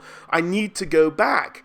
And he lets this sort of occupy more and more of his time and his thoughts, and he spends more and more time alone, and eventually that relationship with the maid fades out, and he becomes more kind of embittered with the whole idea, and he thinks at this point he's basically being kept prisoner himself. And he just gets increasingly frustrated because there's no forward movement. There's no word from the Phoenix King about what's going on. No word from Malekith about what's going on. And he has no word about what's going on in his own princedom, in his own lands, in the middle of a war. Frankly, it's a civil war at this point. The cultists have gone everywhere, and it's just nothing is getting better. And at this stage, he just gets desperate. He starts asking every trader he can find about word back home. But there's sort of rumors that the border's been completely closed, and no one has any idea of what's going on in that princedom. It's just a completely black hole of information as far as Nagarythe is concerned. So eventually he's fed up and he just says, right, that's it, I'm just gonna go. I'm gonna send word to the Phoenix King, I'm going home, this is ridiculous, I can't live like this anymore. And he's summoned to the court of the Phoenix King for the second time. And the Phoenix King actually puts together a pretty good point. And he starts to say, look, if you go home as one man by yourself, are you the one who's going to turn the tide of any trouble? By yourself, will you fight off an army of cultists that your father can't do or your grandfather can't do? By yourself, will you single-handedly save your entire family? No, I don't think so. It may already be too late. You may already be the last son of the Anars. And if you are, it's my responsibility as the Phoenix King to protect you. I can't let you go back there just to be slaughtered and just wipe out your very proud family line. So if you don't think you're a one-man army who can go and tear up an entire sort of cultist force by himself and end this war, then your duty is to your family line, and your duty is to stay here as well. And, it's a pretty good argument as far as Alith is concerned. And he's kind of talked into it, and eventually he's just like, okay, you're right, I can't go back by myself. We need to have this situation resolved. About 2 weeks after this incident with the Phoenix King, he's sort of walking through the court and going past the main throne room, and there's a huge hustle and bustle, a huge crowd pouring out from the room and in the room itself. And he's like, okay, what's going on here? And he sort of tries to nudge his way past to see what's going on, and he gets his glimpse of this sort of lovely armor, and he looks around, and none other than Malekith is standing in front of the Phoenix King. He's like, finally, Prince Malekith's here. He'll sort this out. He'll set my family free. He'll tell me if they're still alive. I know they'll be fighting with him if he's got them. We just don't know what's happening. king. I'm sure they didn't find any cultist material. He's very hopeful. He's like, yes, Malekith is here. This will all be resolved. So Malekith is basically reporting it's bad news everywhere. There are cultists everywhere. We're fighting them as much as we can, Phoenix King. I'd like to see my mother to see if she has any sort of intel that I can get to try and shut down these cults, because they're just cropping up everywhere. They may be unstoppable. This is a kind of a desperate situation we're in. So Alith overhears him, and there's word around that he's arrived with sort of 3,000 knights at his back, and they're all being looked after, and their mounts watered and everything. So 3,000 knights of Anlec are at his back, and they're like, okay, Malekith might be able to help us with this situation. He's got a good army behind him. Malekith kind of disappears before Alith has a chance to talk to him. Now, he brought some bad news along with him. Anlec, the capital of Nagarythe, had been lost. They didn't have it anymore. It was back under control of the cults. So that's bad news for Alith's family. If the capital of their princedom has been lost. And what Malekith needs to happen is reinforcements from everywhere, so he's asked for a council of the princes. That's where a leader of all the different princedoms all over the island of Ulthuan get together and meet. So it's basically the idea is, Malekith's like, it's all hands on deck. We all need to get together to fight off these cultists. This is a dire emergency. So the Phoenix King agrees with him. He lets Malekith go and see his mother, so Malekith kind of leaves the room. And Alith has not had a chance to speak to either of the men directly. They're very busy, and it would look weird. It would blow his cover if they went to talk to a servant out of nowhere. So he kind of just finds a lonely bench, and he's like extra worried about his family. And that's when Melandith, the maid, comes back up. She's like, "Are you all right, Alith? I'm worried about you. You look distressed. You look absolutely broken." And at some point, she's just very kind of nice and tender, and he kind of breaks down and doesn't really confess to her, but just like, "Oh God, I'm just so lost," and that's about it. He keeps it very vague, but she kind of comforts him, and one comforting leads into another kind of comforting, and before he knows it, he's back in bed. Now at that stage, he's woken up with a loud bang, and it's like someone just ran into his room. It's like, "Oh God, what's this?" And there's just pandemonium all around them. People are packing bags, people are packing chests, people are just moving all around the place. And it's that stage that he's asked, what on earth is going on? And he just hears a cry from one of the other servants. The Phoenix King is dead. And he's hearing stories, he's not sure, he's trying to grasping at straws about what's going on, and they've said the Phoenix King took his own life. He was a member of the cult, they think. They found some cultish materials around his room. It's just a terrible shame, no one knows what to do, it's just panic. And Malekith has already left. He set sail for the Shrine of Asuryan for the Council of Princes, but the Phoenix King is dead, what are we going to do?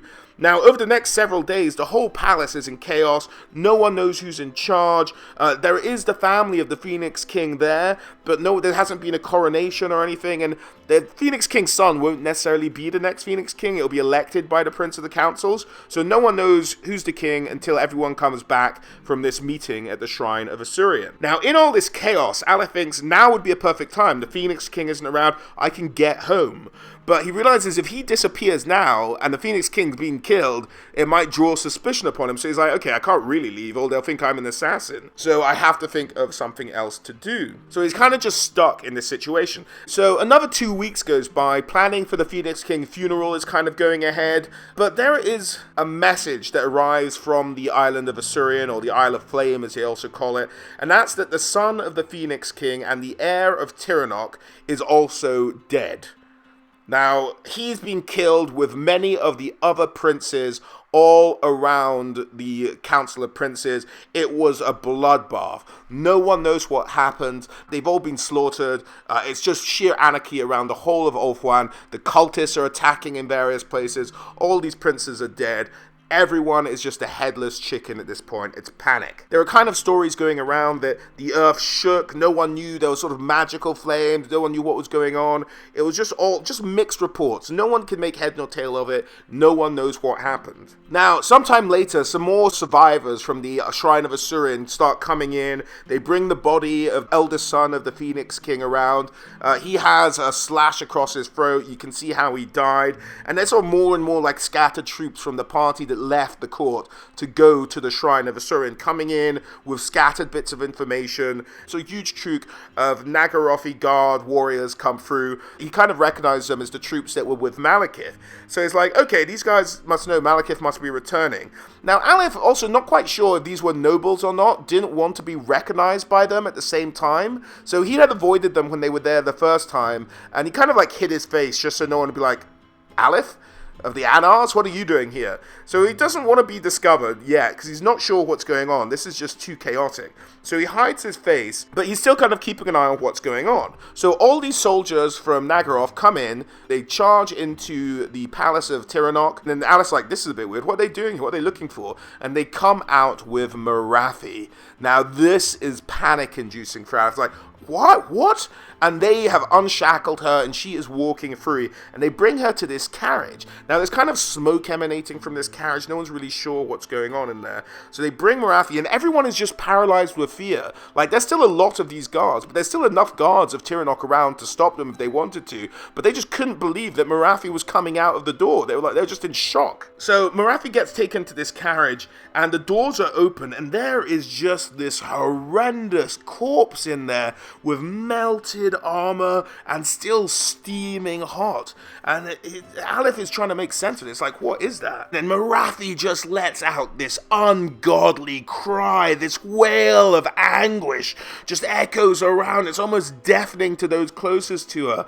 And it just echoed off the walls of the palace. And she turned back to the crowd with such a look of hatred and ferocity that many took a physical step backwards from her glare. And she just shouted, "Cowards! Look at what your meddling has done! This is my son, your rightful king! Look, and remember it for the rest of your lives!" Alith, realizing this melted, molten husk of a man was once Malekith, and now Morathi was free. This is the worst situation in the world. Malekith is dead or dying, and Morathi's been freed by his troops. She will return to Anlec and take over, and that will surely spell the end of his family. Alith got a sick feeling in the pit of his stomach, and he almost sort of dropped to his knees. And that is when they just rode off. The knights of Anlec just rolled off with Morathi. None of the Tiranoc gods stopped him. They just looked terrified and just really threatened by her potential magical power. She thought, hey, she's just going to blast us if we try and stop her. So no one moved to stop them marching out with 3,000 knights at her back. And this was just, he couldn't believe it. Alith was just in shock at this point and lost, really. He didn't know what to do. He's in this crazy situation, and he's just out of his depth. So the noble that Alith was actually working for was a noble by the name of Yrennith. Now, Alith just went back to his job, not knowing what else to do. He was just like, I can't go home, my family is gonna... He just had 1,001 things running through his mind, so he just went back to doing what he was doing before he planned his next move, because he was expected in places. As a servant, he had responsibility to be places if he was called. Once he gets back into his lord's chamber to try and look after him, he understands that they're expecting a guest. It's in the middle of the night at this stage, no one's sure what's going on. Now, when the guest comes in, Alith again has to hide his face almost immediately. He recognizes him. The guy's name is it's not really that important, but it's Canfor, I think. Canforan, and he is a prince of Nagarythe. So they'd know each other. If they saw each other like directly in the face, they'd know each other. Now, Alith is just like, what is he doing here? Why? I thought they all rode away, but it seems like they left somebody behind. Now, as their sort of dinner conversation unfolds, Alith starts to get an idea. What this Prince of Nagarythe is doing is saying, look, we want to support your claim to the throne of Tiranoc, speaking to Alith's master. Now, Alith's master is obviously making a political move to take over the throne from the deceased Phoenix King, at least the throne of Tiranoc, not the throne of the Phoenix King. And the Nagarythe is like, yes, I'll help you. We can do this together. Don't you worry. We'll be fine. With our backup, let me send some guys. They'll support your claim. Some nobles from Nagarythe, and you'll get it all sorted out. So the Prince from Tiranoc is like, no way. This noble cannot be this stupid. He has to see what this is. And he doesn't. The noble is just like, oh, that would be fantastic. What would you need to do it? And he's like, well, the borders between our two nations are closed at the moment. What we'll actually need is for you to allow us to get out of Nagarythe, come into here, and allow our nobles to speak for you. And I think that will pull a lot of support your way, and you'll eventually get the throne of Tiranoc. So the silly Tiranoci noble allows them to do it. Now he's like, okay, let me send you a note and I'll get your nobles through. And even while it's going on, Alith knows he should say something. He's like, you fool, but if I say something, I'm probably dead, from both of them at this point. But the noble from Tiranoc agrees and gives him written permission for, he thinks, maybe a smattering of nobles to come through and talk to him in the court of Tiranoc. But of course, he is an idiot, and what he's done is basically allow the passage of an army into the borders of Tiranoc. And soon enough, those Nagarythe arrive, and they start to take over. It's a coup. It's not a hugely violent coup. It's kind of a soft coup, whereby this Prince of Nagarythe just establishes himself as being temporarily in charge of Tiranoc, sits on the throne, and they have too many troops in place for the Tiranoc nobility to resist. They're already fractured, and it is just going badly. At this point, Alith is like, okay, I can't stay here. That happened much quicker than I expected. It's only been a few days, maybe a week, and I just need to get out of here. I'm going to be killed. One of these guys is going to recognize me. I have to go. So Alith, while these troops are coming in, while all these Nagarythe troops are coming in, is like, oh god, I have to just escape. I have to get out of here. On the way, he's like sort of trying to clamber over walls, just trying to get out of the palace, trying to get out of the city, and he is met by a group. He sort of turns one corner and bam, he's caught. He comes out straight in front of a group of Anlec knights. Thinking it's done, they've recognized him, they're going to stop him, they're going to check him. He hears a familiar voice. It's Yazeer, the right-hand man to Malekith, the man who'd actually been holding down his family for a certain amount of time. So Yazeer doesn't really say anything and just sends troops on. He recognizes the voice, and then he gets Alith by himself, like, Alith, you have to escape, but wait, you have to do something else. Now, Alith isn't sure what to think here. Yazeer was in charge of the troops that had to kind of keep his family pinned down. He's probably curious about what happened there, but there's no time. So Yazeer has to say to him, look, Alith, you're going to go. You have to escape. I agree with you, but you have to take something with you. You're going to take my family, and you're going to take the remains of the family of the Phoenix King, and I've made plans. There's a cave a few miles out of town. You're going to set up there. I'm going to come by later and pick you up. Now, it seems Yazeer's doing him an actual solid here, so maybe Yazeer isn't that bad a guy. So he's like, okay, if you're going to let me go, you let those troops pass. If you wanted to kill me, you'd have just killed me. So I'll take these guys. So he bundles over with this kind of little party he's got together of these two families, and they set off for this cave out of town with the help of Yazeer clearing the way for them to get out. So Alith's party at this point consists of a few folk. These names are kind of important, but also kind of not. So you have Yazeer, the guy who just helped him out, and his wife, named Lyrian. So Lyrian is there with her son and her sister. So that's Yazeer's family, but you also have the remnants of the Phoenix King's family. Now that is basically the Phoenix King's daughter-in-law and his grandson. So the son of the Phoenix King is dead, but the grandson is still alive, and they're all moving with Alith to go to this cave to the northeast of town. Eventually they get there, they set up camp, and they start to just hide out. Now, they don't really hear anything, and one day goes past, two, and it's only on the fourth day, the evening of the fourth day, Alith is outside, sort of readying himself. He has a bow in hand, and he's just sort of doing some hunting practice, some archery practice, and he hears a noise. He sort of instinctually dives down to try and hide out from anyone's sight, and out of the tree line just bursts Yazeer on a horse. He's charging towards the cave, and Alith is like, what is going on? This is his family. He can't be coming to kill us. There must be something wrong. So panic comes through, and he starts to sort of instinctually run back towards the cave where Yazeer is obviously riding to. And before he even stops, he starts shouting at Alith, Alith, we are undone! Run and take my family! And then Alith heard the commotion behind him. Seemingly maybe 100 troops were following Yazeer through the woods in hot pursuit. Alith had to get out of there. They got on their horses and they just started to ride as fast as they can. They packed up what meat belongings they could, and Alith led them away. And Yazeer's like, no, you have to go. Take my family, and I will give my life to protect them. So he gets off his mount and stands in this open field in front of the cave, just facing down this army of hundreds. Alith is riding away with Yazeer's family and the dead Phoenix King's family, and as he looks back, he just thinks to himself, there was never a truer, braver Nagarythe than this man. Look at him go. And Yazeer kind of draws his blade, and he simply says, I am Yazeer. I have faced down the demons of the north.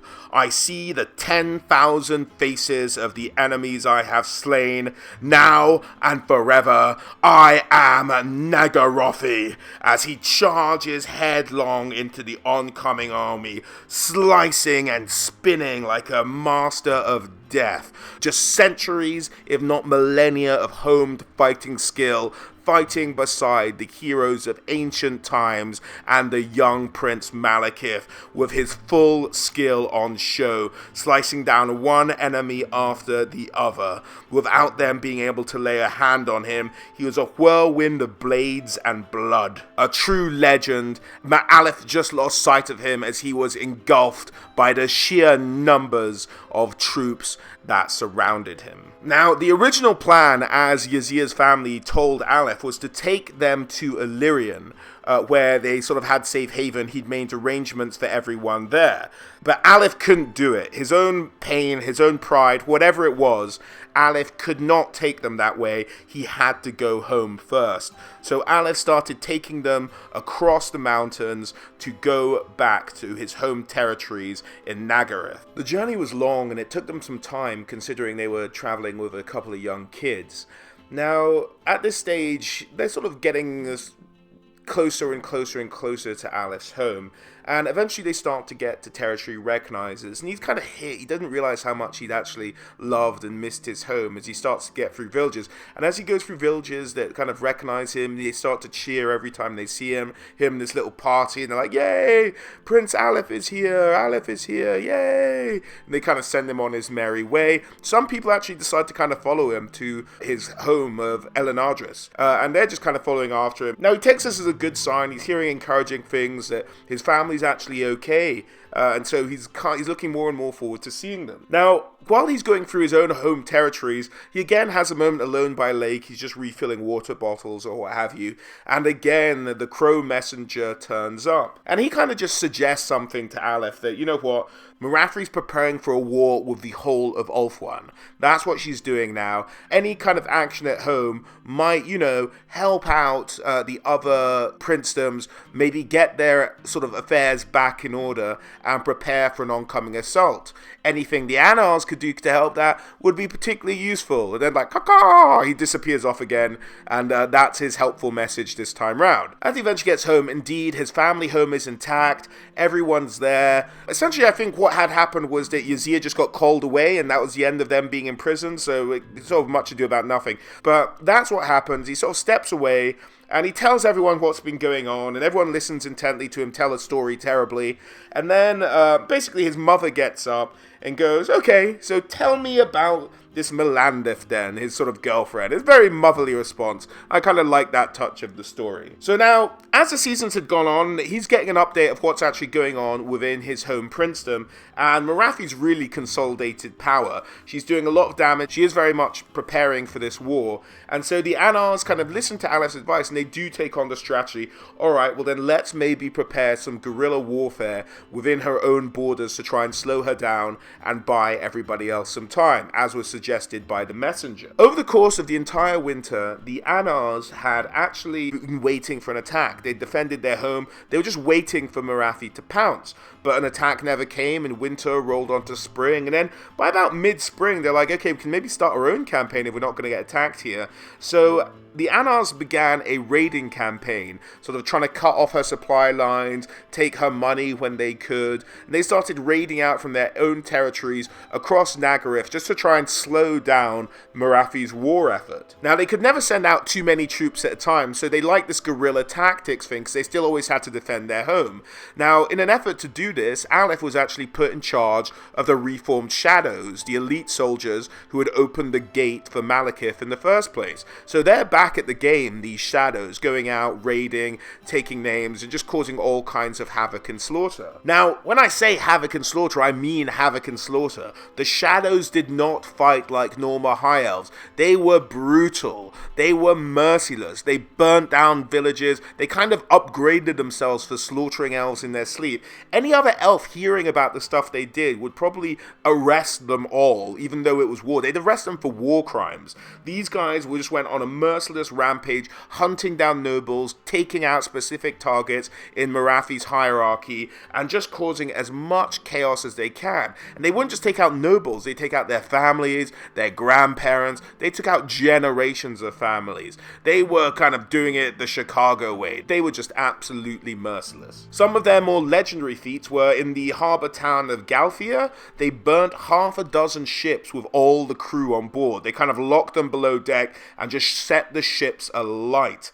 Now, these guys started to drive huge amounts of fear into the forces of Marathi. They'd heard about the stories of these noble families being wiped out by generations. They'd heard about these guys being burnt alive in their bloody ships. They knew there was just this crazed group of killers out there taking out the higher-ups in Marathi's army. Now, eventually, Messenger brought word from kind of around the rest of Ulthuan. They eventually had some word back in that a new Phoenix King had been picked, and his name was Imric of Caledor. So at least they had some inkling that the guys outside their princedom was actually doing some good work, and like them buying time was allowing the other sort of areas of Ulthuan to get themselves together before Marathi could launch her full-fledged attack. But there was some bad news as well. Even though they were holding her up in her own territory, she was still lashing out. The cults were still everywhere. Caledor, Tiranoc, Illyrian, Krace, Aethelene had all been hit very hard and were still kind of recovering. And by the end of spring, the Phoenix King had actually been forced into a retreat in one of his opening engagements with the forces of Marathi. So they're just like, oh, it's not really looking good for the elves as a whole. It looks like Marathi might take over the entire place. And refugees began to sort of pour into their territories as sort of these increased things came through from the other kingdoms, like looking for shelter, any kind of shelter they could find. And they kind of struggled a little bit to keep it up, but this is when they kind of changed from like burning down storehouses to actually stealing from the storehouses to try and support this refugee population that had come to the House of Anar looking for help. Now, before they knew it, the Shadows had been at it for 2 years. They were pros. They were assassins, terrorizing the armies of Marathi.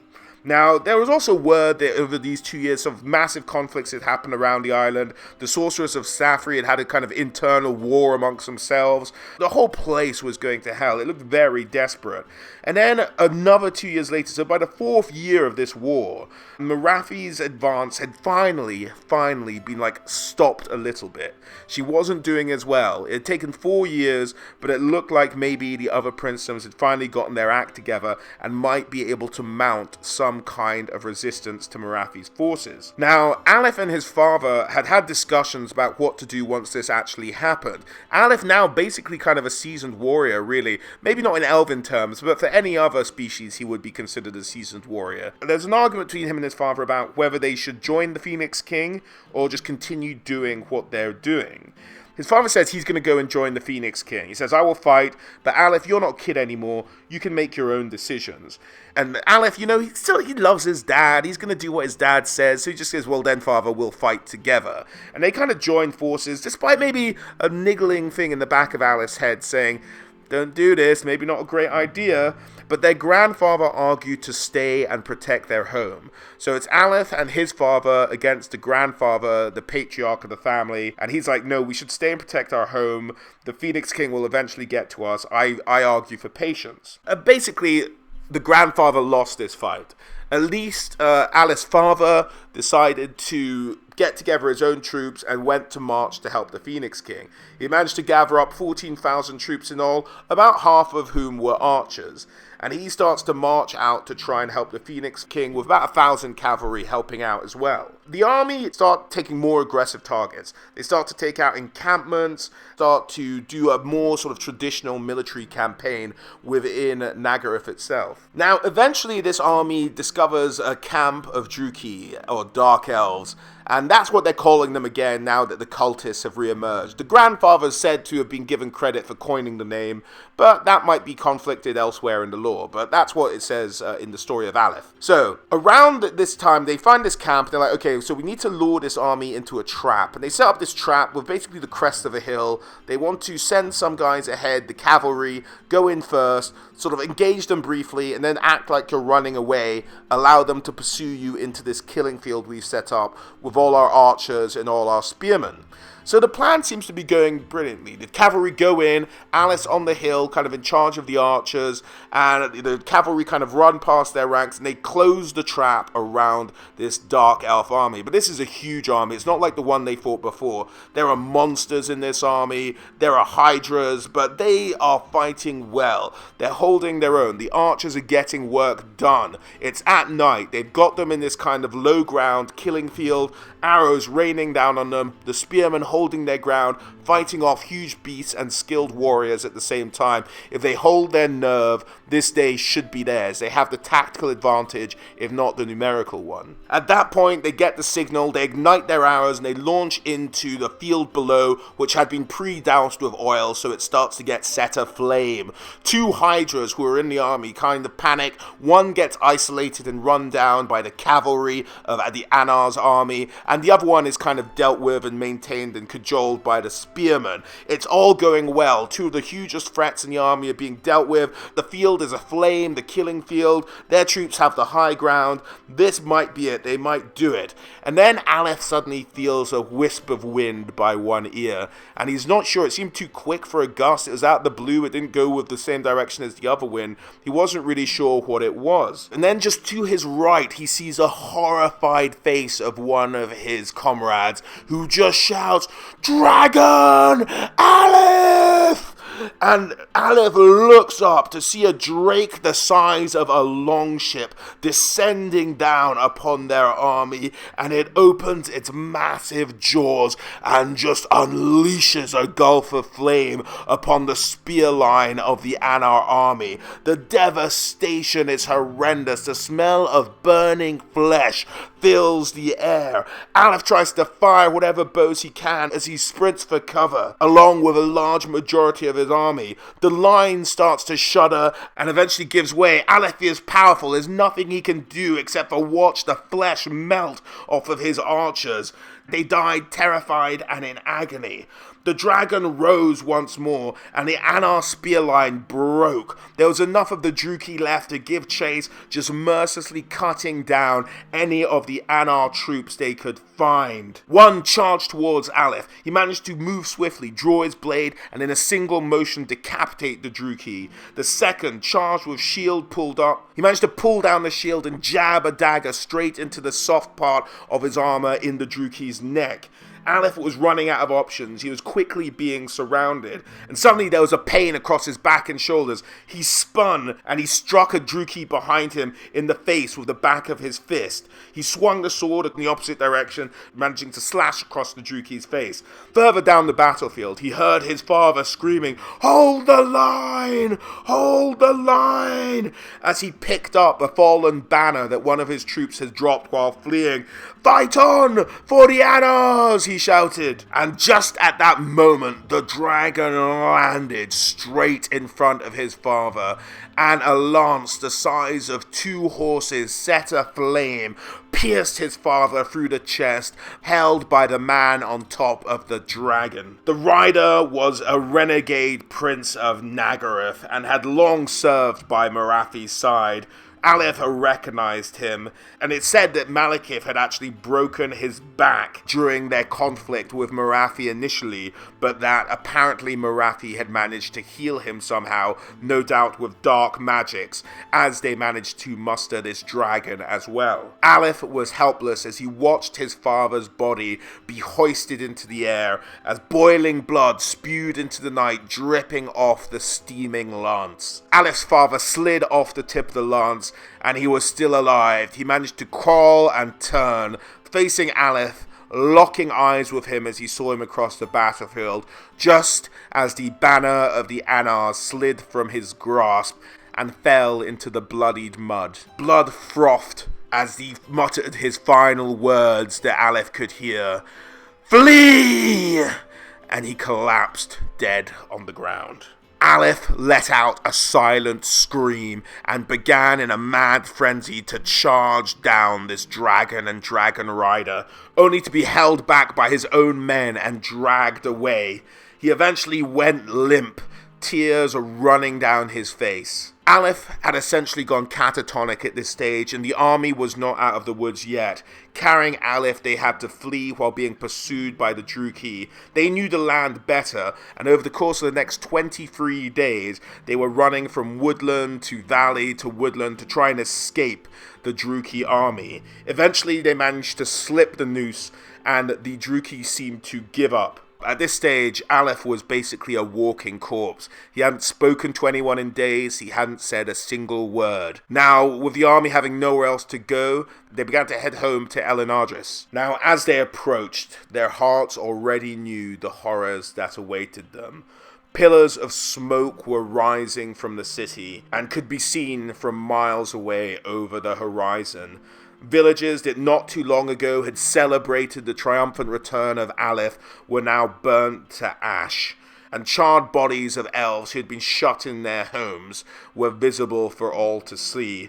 Flayed bodies of children had been strung up on trees and their heads woven into rose bushes. Hundreds of warriors deserted as they made their way to the territory of the Anars. Many went to sea on their own families and homes, and Alith cared not at this stage. He walked like a zombie up to his ancestral home, step after horrifying step. After half a day of atrocities, his mind and body had gone just completely numb. He could no longer even see the horrors around him, and eventually he reached Anars. And then, and only then, did emotion strike him once more, as a cold and terrifying fear gripped him. Bodies of elves he'd known his entire life were dead, their bodies pinned to the walls of his home. One of his retainers had been nailed to a door by his elbows and knees, and still seemed to be somewhat alive.